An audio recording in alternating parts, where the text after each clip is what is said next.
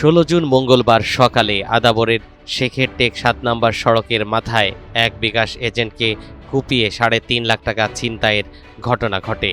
আর এই ঘটনার সাথে জড়িত রুবেল ওরফে চোরা রুবেল এবং আমির ওরফে কানা আমির। এমন অভিযোগ আসে আদাবর থানা পুলিশের কাছে। অভিযোগের ভিত্তিতে বিকেলে অভিযানে নামে আদাবর থানা পুলিশ।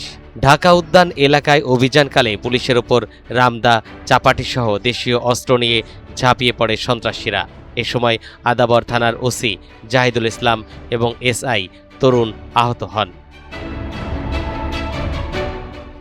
এরপর হতে আবারও ঘুরে ফিরে নিউজের হেডলাইনে রাজধানীর মোহাম্মদপুর। আর এর ভিত্তিতে আলোচনায় আসছে ব্রাজিলের একটি শহরের নাম রিও ডি জেনিরো, যার উপকণ্ঠে সিটি অব গড নামে একটি বস্তি রয়েছে। মূলত ব্রাজিল সরকার 60-এর দশকে রিও ডি জেনিরোকে বস্তিমুক্ত করতে সিটি অব গড নামে একটি আবাসন প্রকল্প প্রতিষ্ঠার উদ্যোগ নেয়, যদিও কাজটি ঠিকভাবে সম্পন্ন করা হয়নি। আর এই সুযোগে বস্তিটি পরিণত হয় অপরাধীদের স্বর্গরাজ্যে। মাদক ব্যবসা থেকে শুরু করে সব ধরনের অপরাধ ব্যাপকভাবে বিস্তার লাভ করে এখানে। ঠিক তেমনিভাবে এমন কোনো অপরাধ নেই যা ঘটছে না রাজধানীর মোহাম্মদপুরে। খুন, দখল, চাঁদাবাজি, মাদক, ছিনতাই, মোহাম্মদপুরের এই ধারা চলছে 4 দশকেরও বেশি সময় ধরে। যত সময় যাচ্ছে অপরাধের ধরনও বদলাচ্ছে, নতুন নতুন অপরাধী দল তৈরি হচ্ছে। অপরাধ ও অপরাধীদের দলের তৎপরতা এখন আগের চেয়ে অনেক বেশি।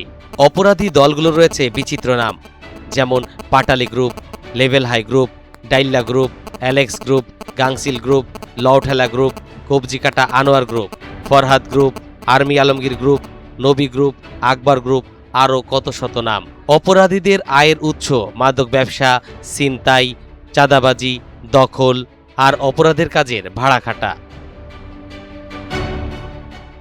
মোহাম্মদপুরের অপরাধী দলগুলোর মধ্যে দ্বন্দ্ব সংঘাত বেড়েই চলেছে। 2024 সালের 5 আগস্টের পর থেকে এটি আরও দ্বিগুণ বা 3 গুণ হারে বেড়েছে। গত 21 মাসে খুন হয়েছে 25 জনেরও বেশি। সর্বশেষ ইমন ওরফে অ্যালেক্স ইমন। তারপর 15 এপ্রিল দিবাগত রাতে খুন হন আসাদুল ওরফে লম্বু আসাদ, যা ছিল টপ অব দ্য কান্ট্রি। 700-র অধিক এই ছিনতাইকারীকে আমরা গ্রেপ্তার করে তাদের বিরুদ্ধে মামলা দিয়েছি। যদিও মোহাম্মদপুরের এলাকার অপরাধ শূন্যের কোটায় নামিয়ে আনতে চায় আইন শৃঙ্খলা বাহিনী। এ লক্ষ্যে বছিলায় অস্থায়ী পুলিশ ক্যাম্প স্থাপন করেছে ঢাকা মেট্রোপলিটন পুলিশ।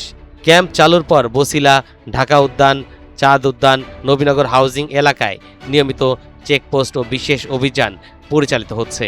এরপরও থামছে না এলাকার অপরাধ প্রবণতা। আর এখনই যদি বিষয়টি সরকার নজরদারি না করে, তাহলে বিশ্ব মানচিত্রে মোহাম্মদপুর হবে আরেকটি city of god. Tarikul Islam, NTV online.